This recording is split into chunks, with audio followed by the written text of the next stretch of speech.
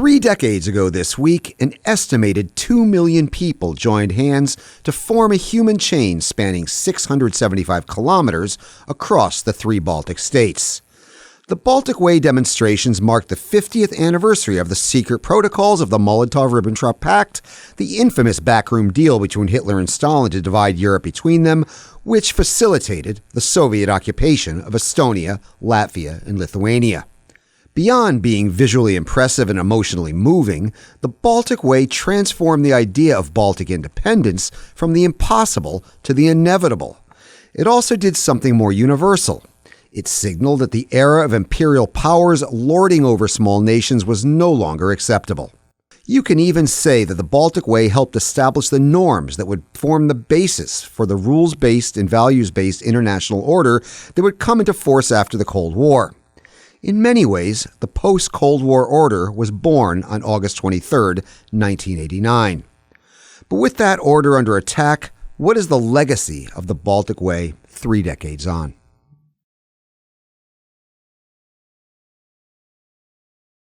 Hello from CEPA headquarters in Washington, D.C., and welcome to the Power Vertical Podcast. My name is Brian Whitmore, director of the Russia program here at CEPA.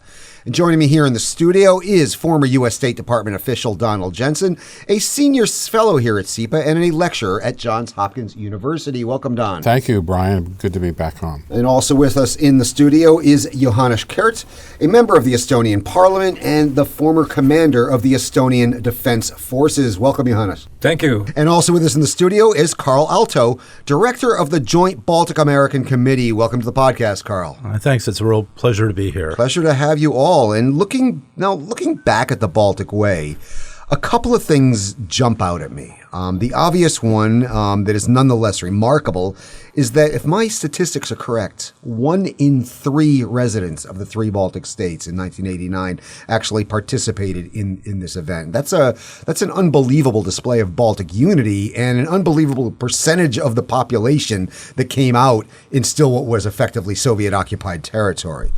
The less obvious thing that jumps out at me that I remember is that many Russians actually also participated in this. I know many Russians who participated in this. And because we forget now that among Russian liberals at the time, the cause of Baltic independence was actually quite prominent.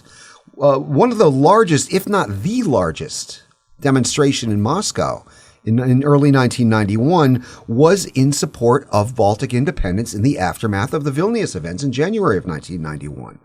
And the final thing that jumped out at me is that just 5 days before the Baltic Way, Politburo member Alexander Yakovlev, in an interview with Pravda, acknowledged for the first time by a Soviet official the existence of the secret protocols of the Molotov-Ribbentrop Pact.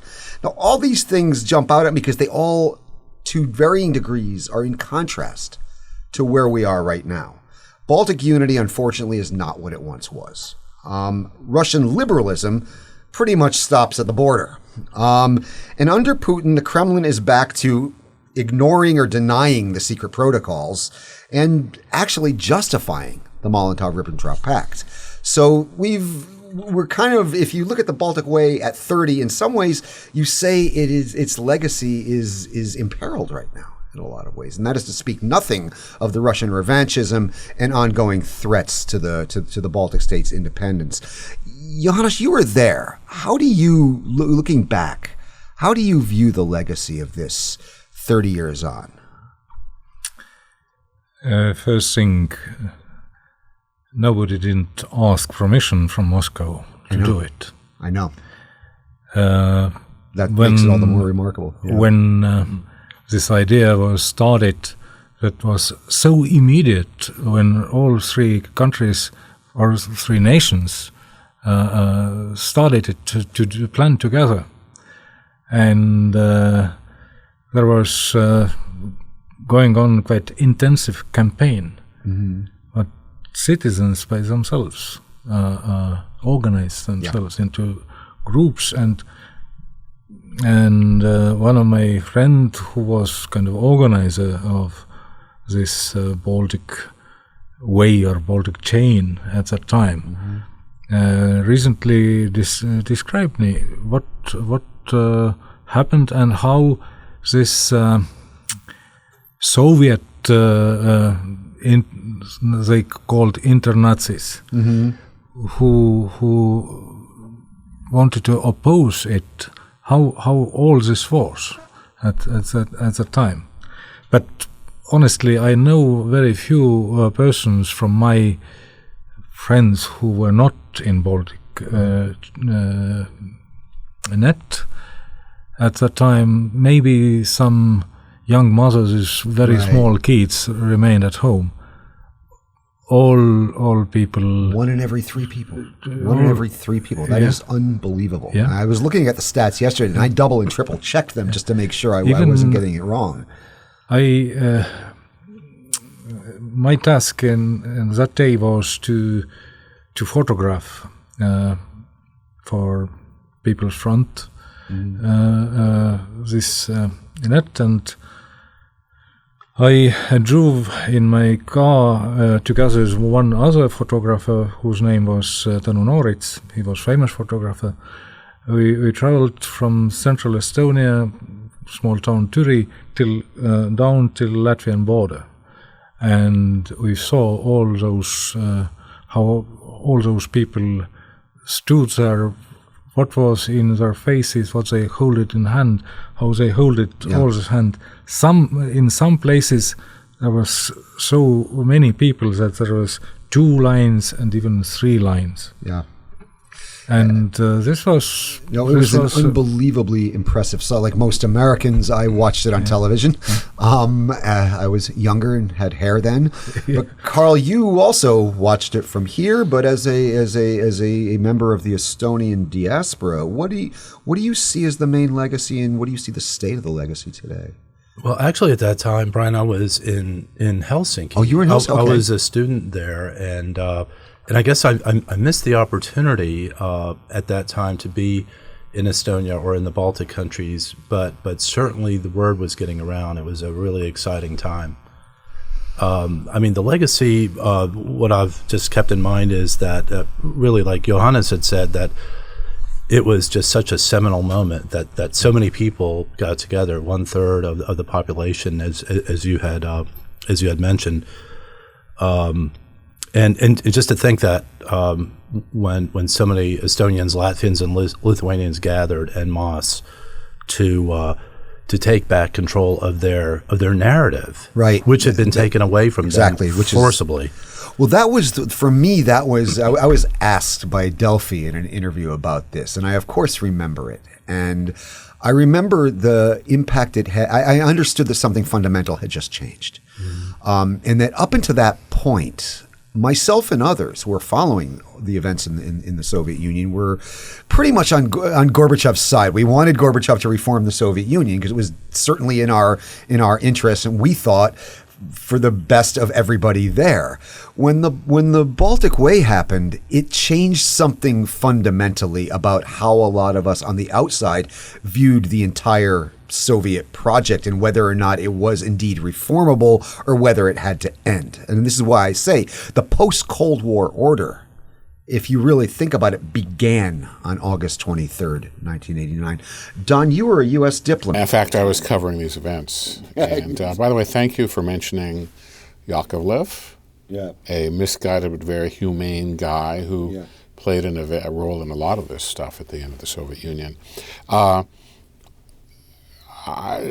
Before I answer your question, another point would be that I don't think, I traveled a lot to the Soviet Union, and they never really regarded the Baltics as Nasha in the way that they did other regions. And so if you looked at television at the time, there was Latvians and Estonians and Lithuanians who always played the villains, because I don't think they were ever seen. Or they played the Westerners. And in fact, when I did missile inspections, they would just tell us that the Baltica is not really Soviet. They would say that at the time.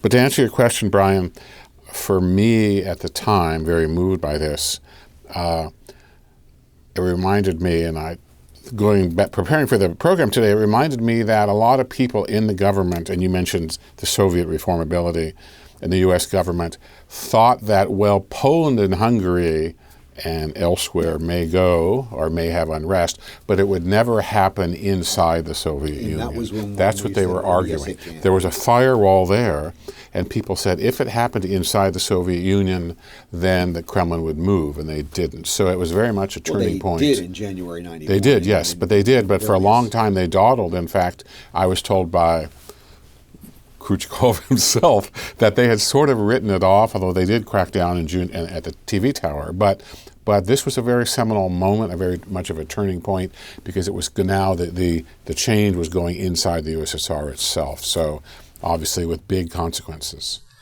It was the moment independence became inevitable, I think. I mean, I think that's the way to look at it. That's the first thing I did want to talk about this is that the way the Baltic Way shifted world public opinion. Because the idea of Baltic independence even in 1988, even earlier in 1989, was something out of science fiction.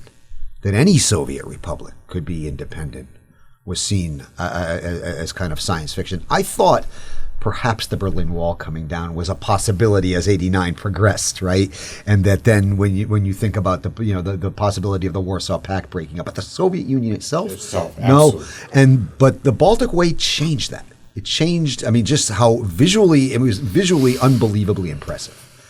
And again, we all watched it. The effect it had on you and I. Yeah. How widespread do you think that was? Do you think You'd be surprised? It was very widespread. Remember, the U.S. government held on for 2 more years to the misguided view that somehow the Soviet Union was reformable. Well, the U.S. government had an out because we never recognized. Exactly. Remember when we were kids, the maps always said we had never recognized. Yeah. So the USG we already have. The USG, not for the first and last time, was slow on the uptake, and it was people power at the grassroots that showed that things were changing more than leaders could take account of.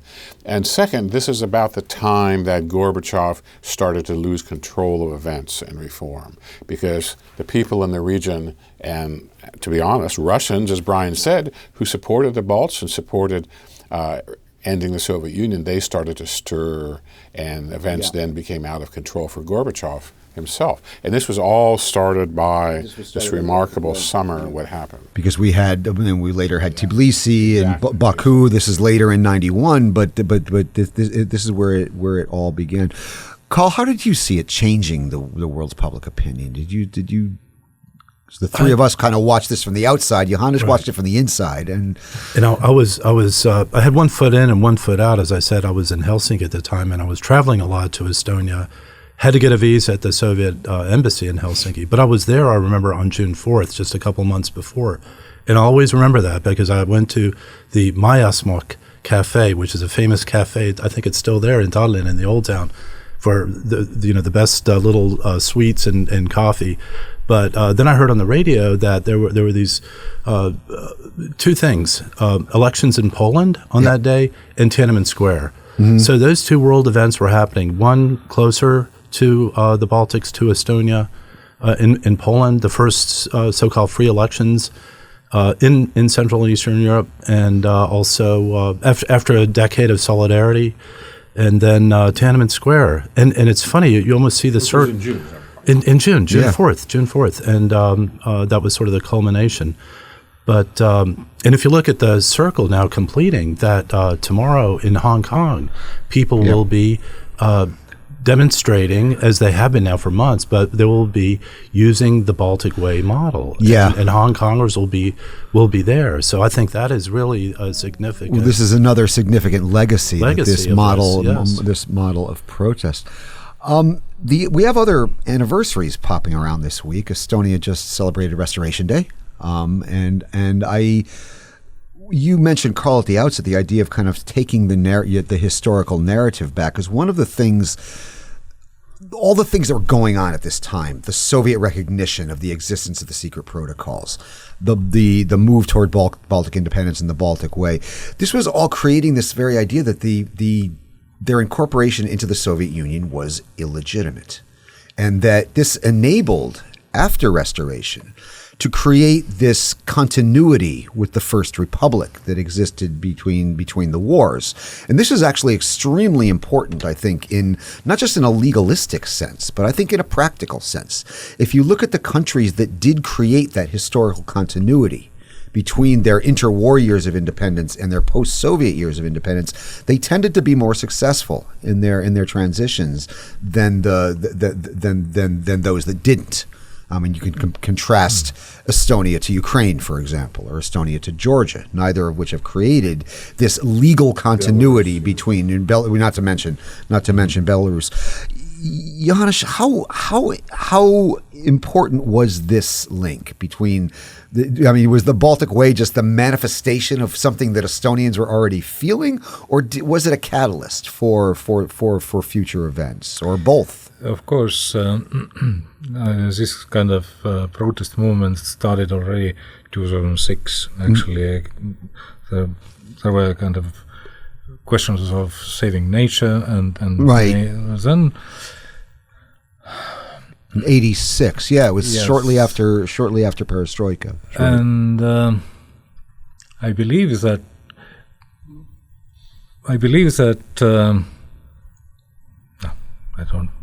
I know that our feeling was, if I don't now say to rest of the world that we don't agree this, and that this is wrong and violation of international law, those protocols, then when we will do it next time? Yeah. And this united those nations so well. You mentioned that restoration of independence in the Baltic states went much better than in several other former Soviet countries. I would tell you that other Soviet countries didn't have statehood experience what we had. Not for the long Believe time. me. Georgians had about 3 years. Yeah, the Ukrainians 2 years. Ukrainians 2 years, and that was war. The Georgians actually had a functioning state for 3 years. And believe me, all our grandfathers and fathers, uncles, when they met to celebrate something, having some piece of drink, they started to talk and argue what went wrong in the First Republic, what we did a right thing, what was necessary to do in decisive moments. And so even my generation was prepared. Of course, we were silent publicly, but in back rooms we lived with that. I mean, this was kind of a signal that Estonia, Latvia, and Lithuania had more in common with the Czechs, the Slovaks, and the Poles than they did with the rest of the Soviet republics, because they were independent countries between the wars. And one more thing, I believe, what is important to mention, Estonia had all-time window to free Europe through understanding Finnish language, looking Finnish TV, listening to Finnish radio. I was 3 years old boy. My mother opened radio during Christmas Eve, and we listened to Christmas songs, and she told that we don't celebrate this now officially, but one good day this will be the biggest event of year, and you should know and listen to those songs. This is important for you in future. When I met the late great Leonard Meri, he said to me, Estonians were the only people in the Soviet Union that knew Lech Walesa had a mustache. Because of the access to Finnish television. President Meri had wonderful humor. I remember watching Dallas from Tallinn on Finnish TV. I never watched Dallas back in the States, but when you're in Estonia, you have to watch Dallas in solidarity, right? And this made us mentally a little bit more prepared to those times what were coming. Now, Karl, you brought up the issue of historical memory, and I wanted to go to you with this because this is the politics of memory in that part of the world is extremely important, and it can be used for good or for ill. And right now, the Putin regime is using it for ill, with all the all of the sanctification of their interpretation of the Second World War, the kind of attempts to monopolize the history of the Second World War.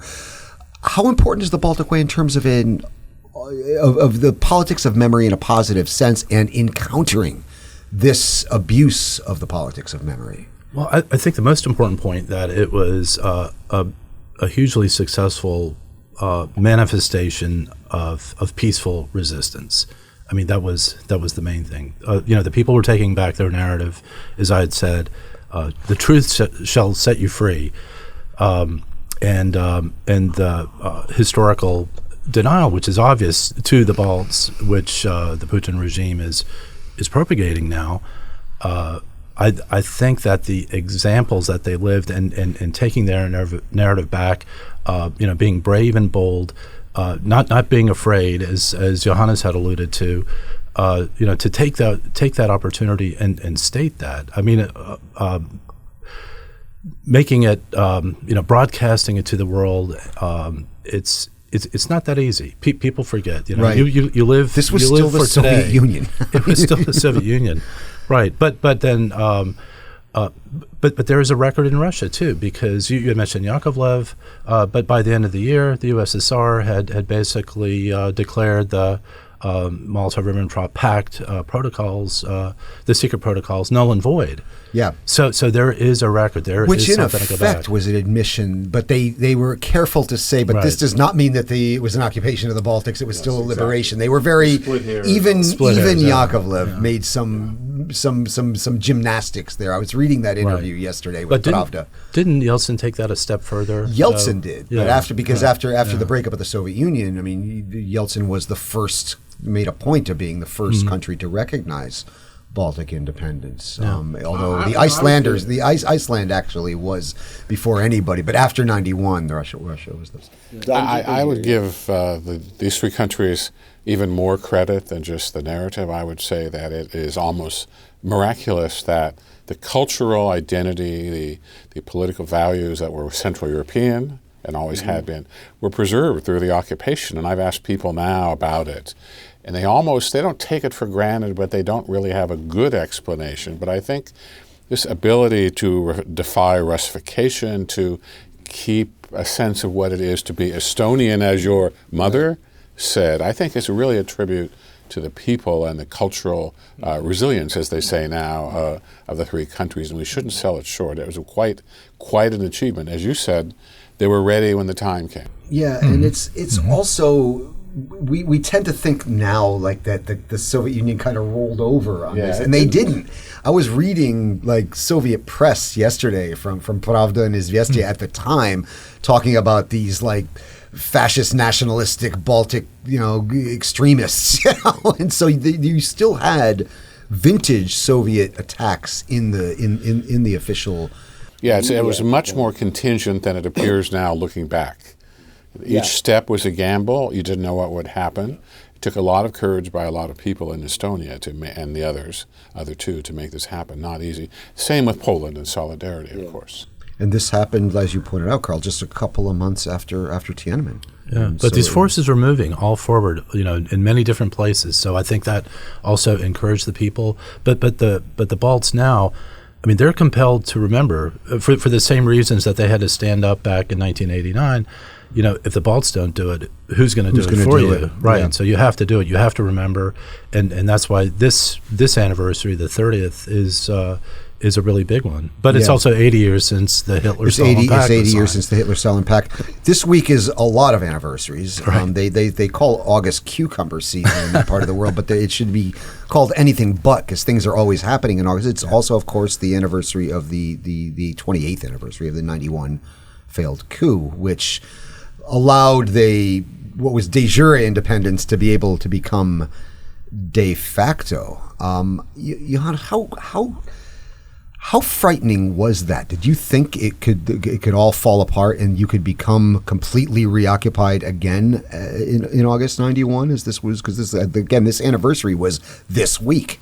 There's so many anniversaries that kind of converge at this time that are of significance. I mean, Molotov-Ribbentrop, the Baltic Way, the restoration of independence, the failed coup in the Soviet Union, the Soviet invasion of Czechoslovakia, they all were this week at different points. Amazing.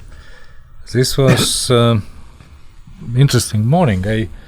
I went to run in the morning and I didn't listen radio in early morning. When I came back, then my neighbor told her, did you hear from radio? I told her, what to hear? And there is a coup in Moscow. Okay. In Estonia we already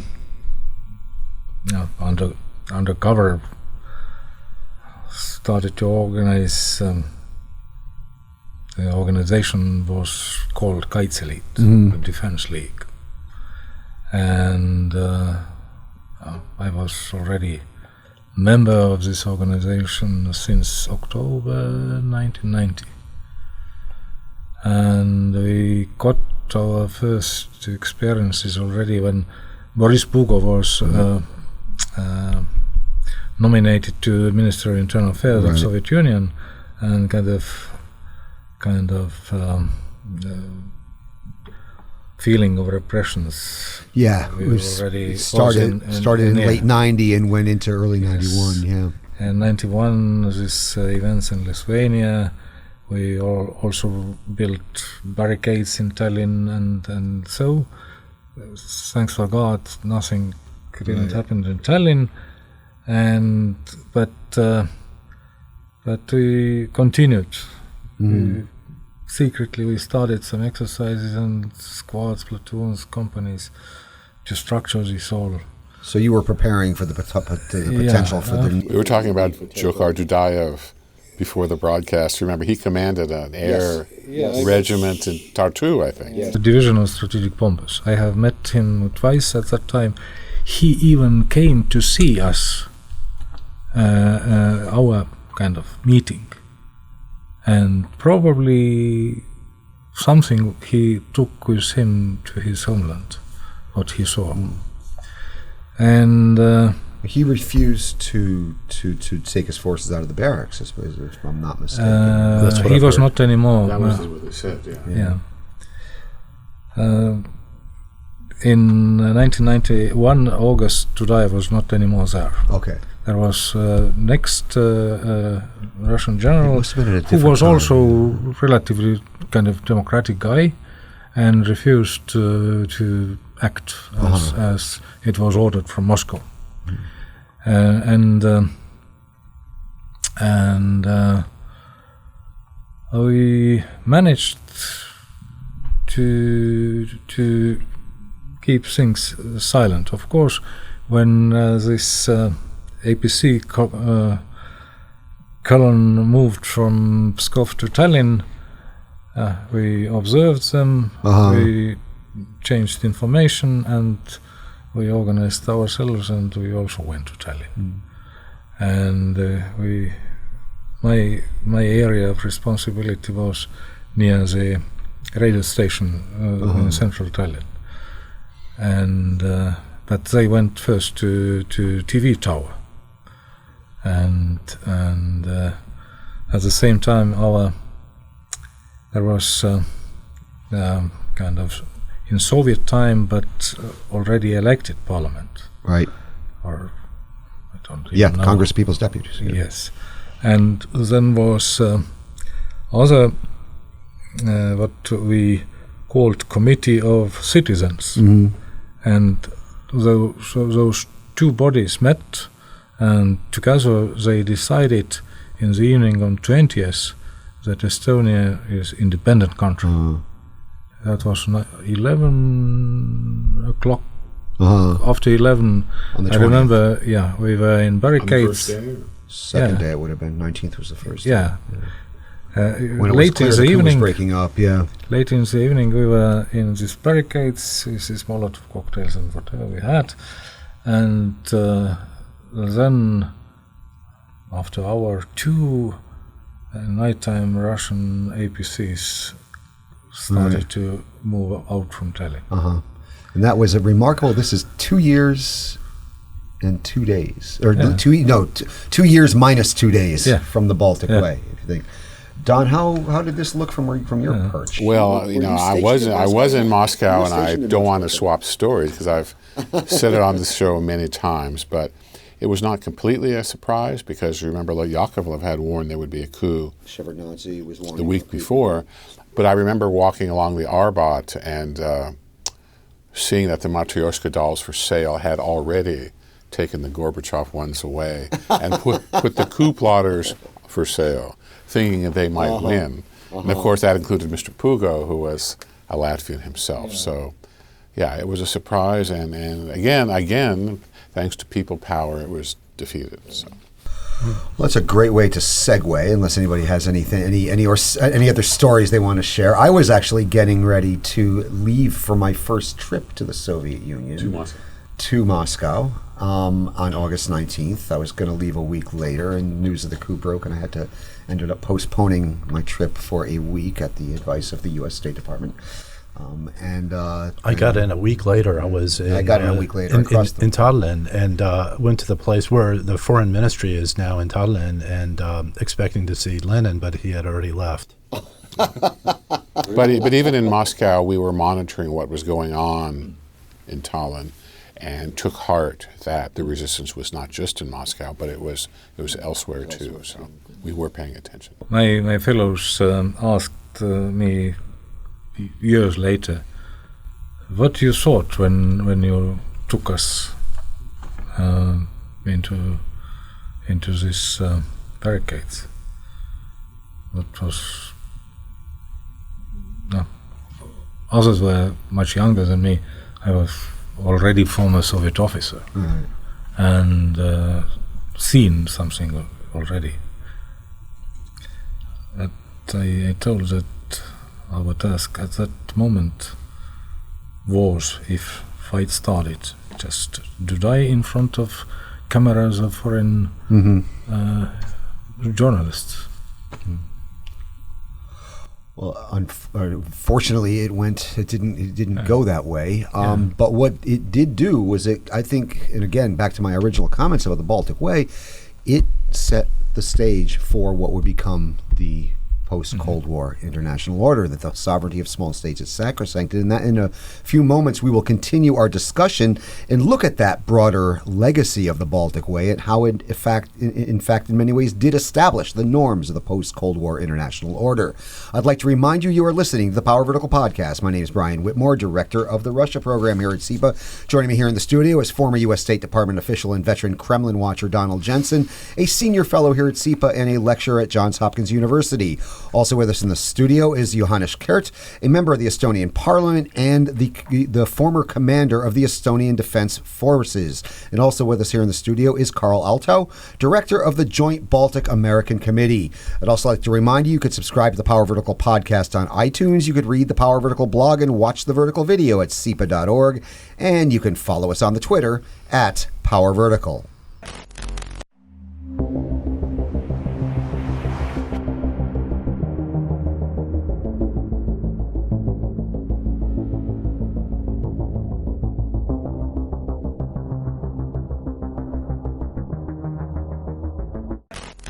As I noted at the outset, the significance of the Baltic Way is broader and more universal than Baltic independence and the collapse of the USSR. It was a signal that the era of spheres of influence is over, and it was a signal that the sovereignty of small states is no less sacrosanct than that of great powers. In many ways, the post-Cold War order was indeed born on August 23, 1989. And now, 30 years after the Baltic Way and 80 years after Molotov-Ribbentrop, Vladimir Putin's regime is trying to turn the clock back and reestablish the imperial system of spheres of influence in Ukraine, in Georgia, and in Moldova, and possibly elsewhere. I wanted to ask all three of you about how great you feel the risk is today that we could actually slide back into this world that Putin is dreaming about. Johannes, you were the commander of the Estonian Defense Forces. This has to be something that was and is on your mind right now as we look at a revanchist Russia, as you look out across your eastern border. Do you worry we could slide back into that world? Right today, it's not very likely. But when we allow to continue these tendencies, in future it might be likely. We don't know in which combinations all these aggressive acts will follow. When it is information warfare mixed with economic warfare, mixed with different psychological operations, might be kind of attempts to threaten us with kind of military positioning forces, like just a couple of weeks ago happened with this new helicopter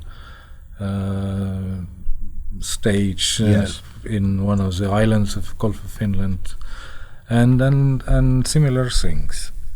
We for Baltics, as much I have talked with my colleagues from Latvia and Lithuania, for us remains the most might be the most dangerous moment when Western powers, the United States included, are tied in some conflict somewhere else, far away, maybe in Iran or somewhere else, and it's not enough attention to our region.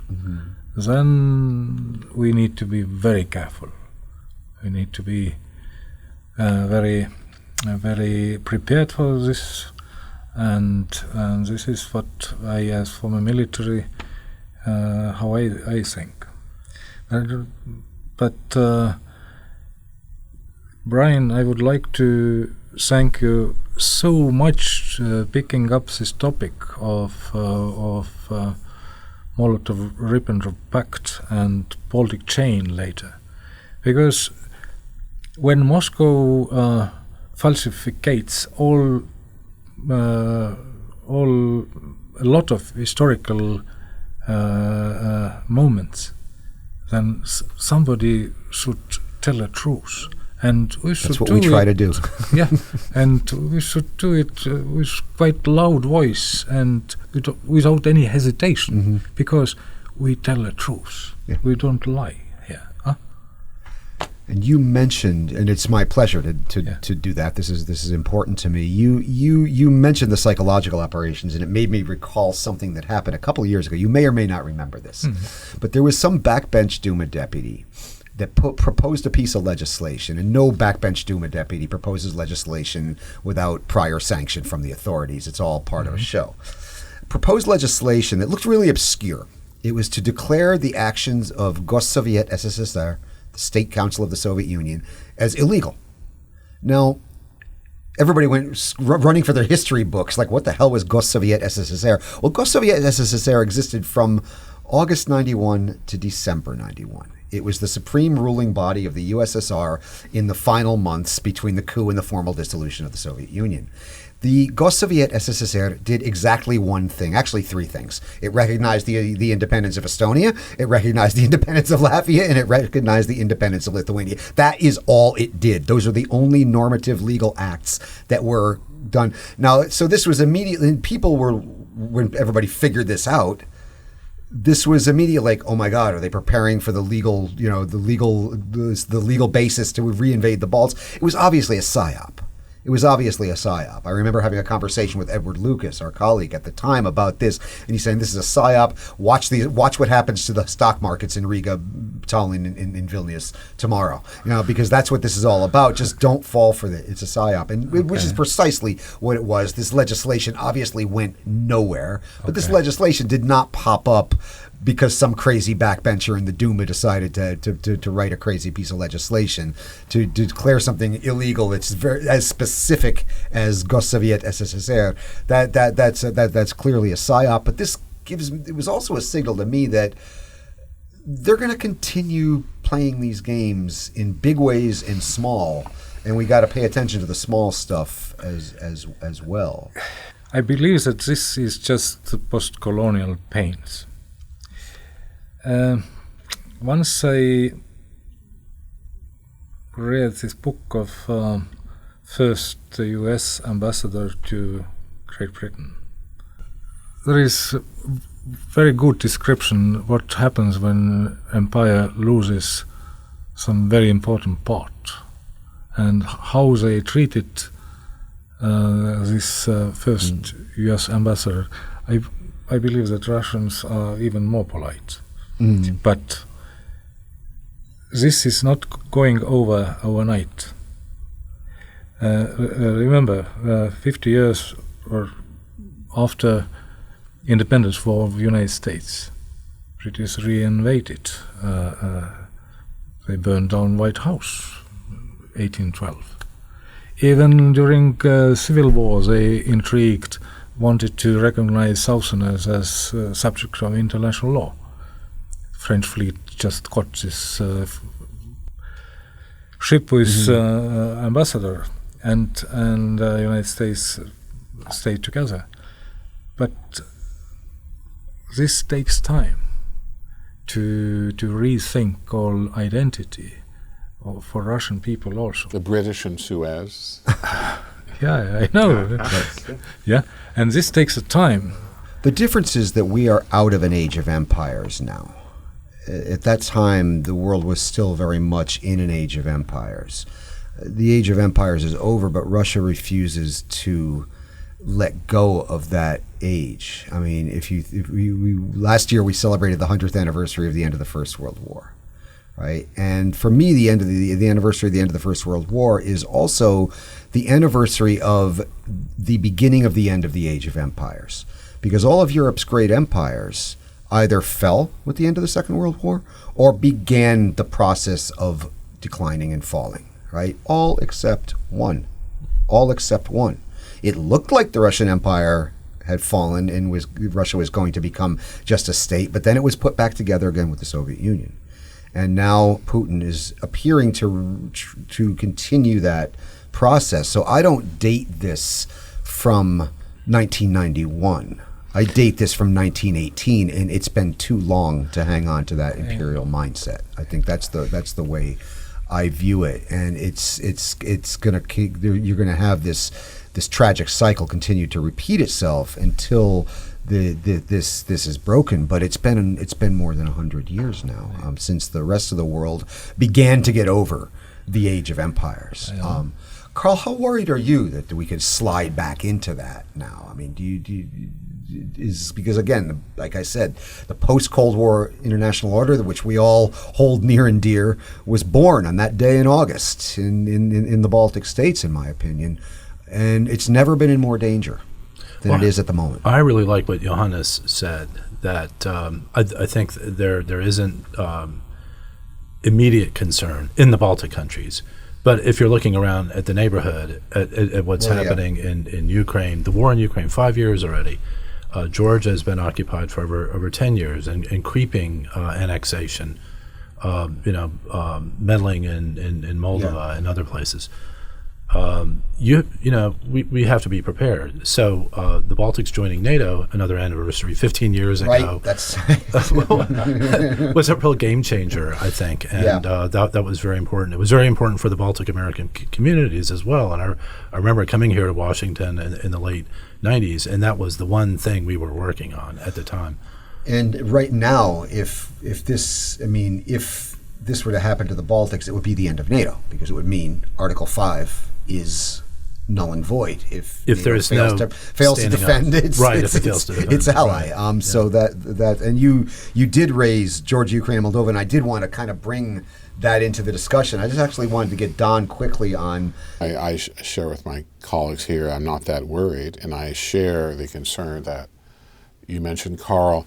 I guess I would prefer to say I don't really think the Soviet Union ended. It broke apart, and a lot of the pieces continued under a new name. And I think you're correct in saying that the mentality is still there.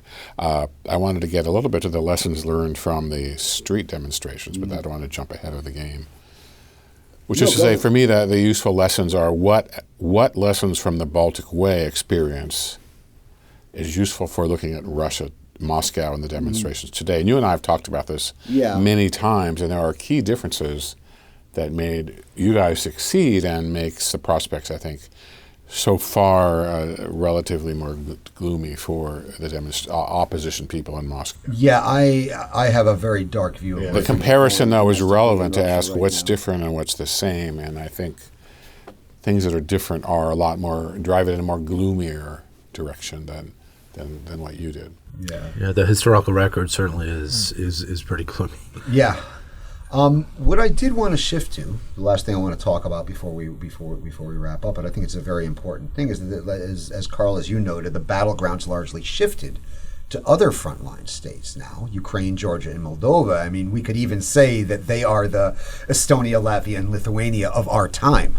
Right? You were trying to get out of the Soviet Union. They're trying to get out of the post-Soviet Union. They want to get that post-Soviet, prefix taken away from their names, which recalls another brilliant comment by the late, great Leonard Mary, where he said, "Stop calling us post-Soviet, call us pre-European, pre-EU."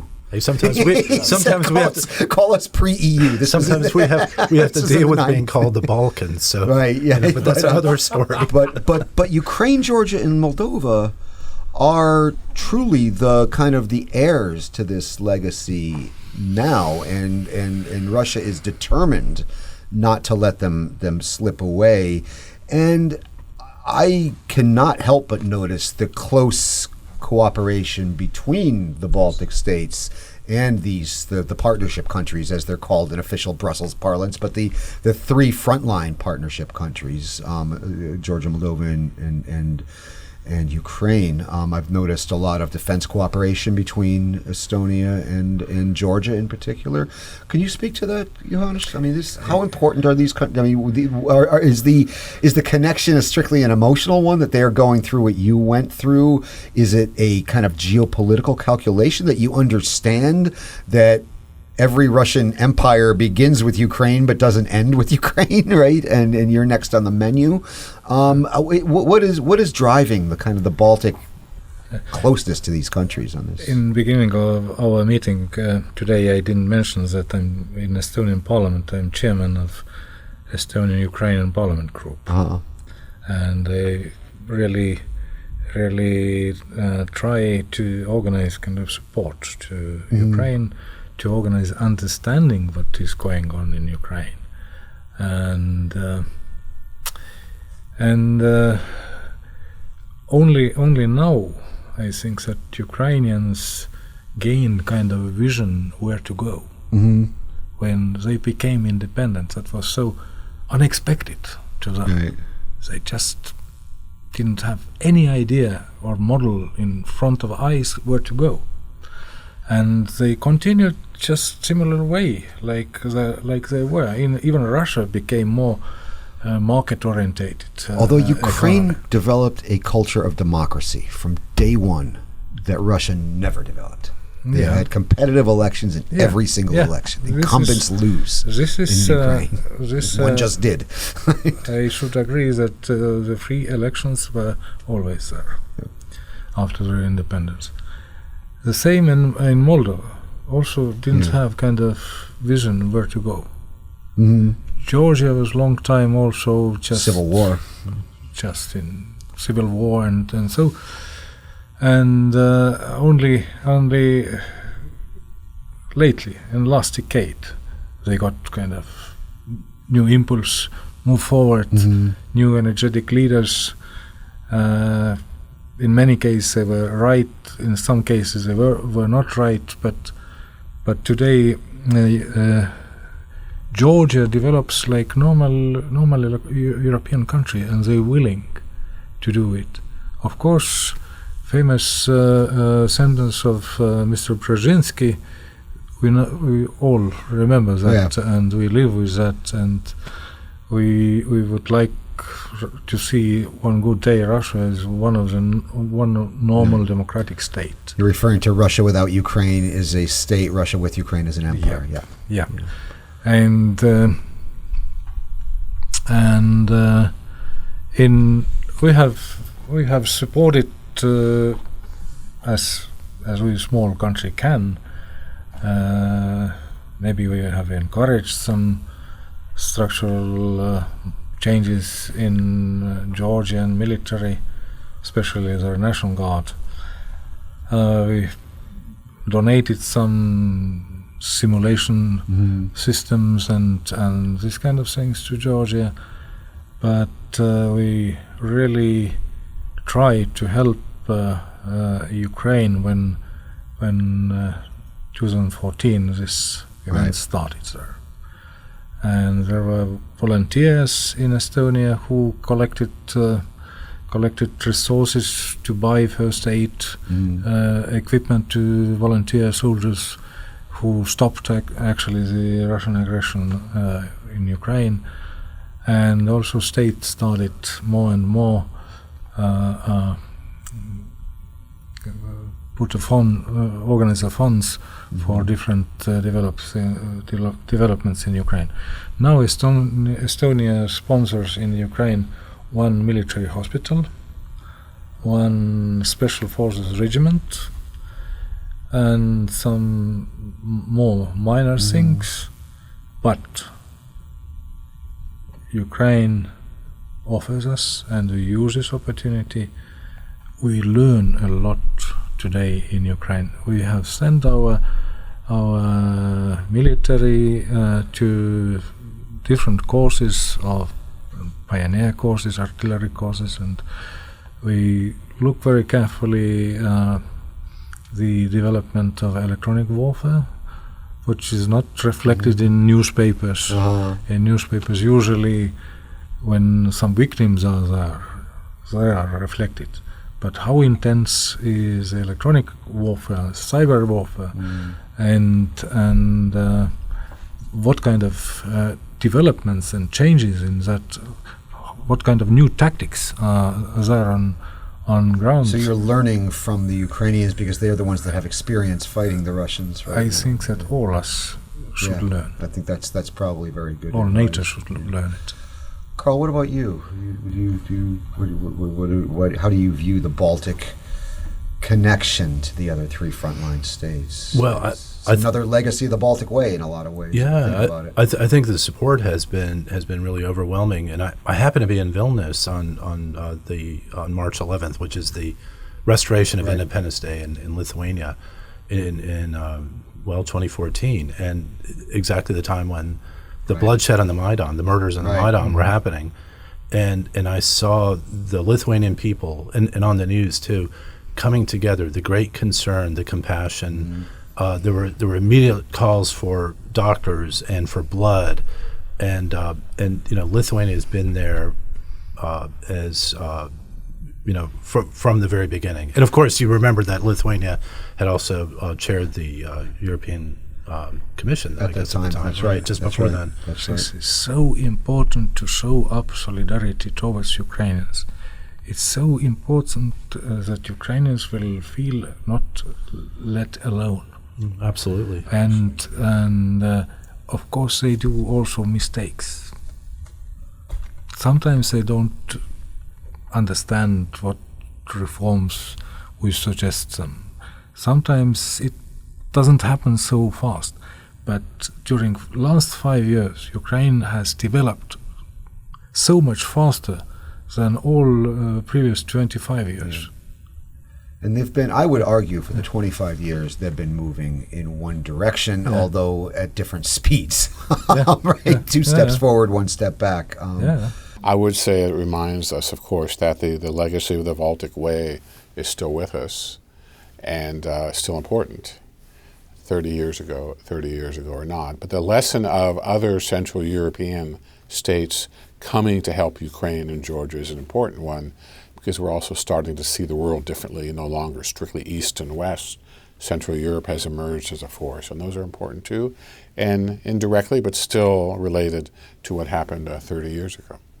Last word to you, Karl. I see you want to thank say you. something. Thank you, Brian. Just a PSA, I don't know when you're airing this, but if it's before tomorrow, August 23rd, then at 1 o'clock we have a big event on the west lawn of the U.S. Capitol, a recreation of the Baltic Way. So come on out. If you're listening to this afterwards, then you missed a great event. Yes, tomorrow, 1:30 on the west lawn. 1 o'clock. 1 o'clock on the west lawn of the 1:30, right. Capitol Yep. tomorrow. Be And there. I do want to say we did want to have representatives of all three Baltic states. We were unsuccessful in getting our Lithuanian and Latvian friends on, but there will be future anniversaries and Brian tried very hard. future. We didn't intentionally just have two Estonians. So I am just Baltic. so everybody knows that. But we are all Baltics. Right, we're all consider Baltics. ourselves Baltics in our hearts. Great. All right. Well, on that note, we shall wrap it up. That's all that we have time for today. I'd like to remind you have been listening to the Power Vertical podcast. My name's Brian Whitmore, director of the Russia program here at CEPA. Joining me here in the studio has been former U.S. State Department official and veteran Kremlin watcher Donald Jensen, a senior fellow here at CEPA and a lecturer at Johns Hopkins University. Also with us in the studio has been Johannes Kert, a member of the Estonian Parliament and former commander of the Estonian Defense Forces. And also with us in the studio has been Karl Altau, director of the Joint Baltic American Committee. Thank you, gentlemen, for an enlightening discussion. Thank you very much. Thank you so much. And I'd also like to thank our producer, Michal Hermata, for keeping the lights on and all the complicated machines working throughout our discussion. I'd also like to remind you could subscribe to the Power Vertical podcast on iTunes. You could read the Power Vertical blog and watch the Vertical video at CEPA.org. And you could follow us on the Twitter at Power Vertical. Join us again next week. And now, as always, I leave you with something other than the ambient sounds of my favorite socially conscious Russian rapper, Noise MC.